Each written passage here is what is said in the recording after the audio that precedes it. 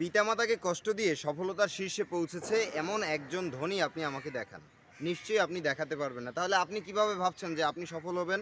হতে পারে বর্তমান জামানায় পিতামাতা আসলে সন্তানের সকল হক আদায় করতে পারে না। হতে পারে সে আপনাকে তার সম্পত্তি থেকে বঞ্চিত করেছে। হতে পারে সে আপনার সব হক থেকে আপনাকে বঞ্চিত করেছে। তার মানে তাকে শাস্তি দেওয়ার জন্য তো আল্লাহ আছে। আপনি কিভাবে তাকে শাস্তি দেওয়ার জন্য প্রস্তুতি নিচ্ছেন?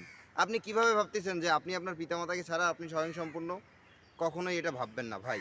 দেখেন, বিশেষ করে বর্তমান সমাজের যে প্রেক্ষাপট অনুযায়ী চলতেছে যে বর্তমান হচ্ছে পিতামাতাকে আসলে ওইভাবে গুরুত্ব দেওয়া হয় না। ফলশ্রুতিতে বর্তমানে বাংলাদেশে বলতে পারেন বৃদ্ধাশ্রম বেড়ে গেছে। কিন্তু পূর্ব জামানায় কিন্তু মানুষ এটা কল্পনাও করতো না। কিন্তু এখন করে, কারণ এগুলো আধুনিকতার ভিতরে পড়ে। আবার সেই বৃদ্ধাশ্রম থেকে এই শরীরের গুরুত্বপূর্ণ পার্টসগুলো বিক্রি করাও আধুনিকতার অংশ। কিন্তু আজকের মূল টপিকটা হচ্ছে যে পিতামাতাকে কষ্ট দিয়ে আসলে সফলতার শীর্ষে পৌঁছানো যায় কিনা? যায় না। দেখেন, আপনি যদি একটা ঘটনা আপনাদের একটু বলে রাখতে চাই যে নবী সাল্লাল্লাহু আলাইহি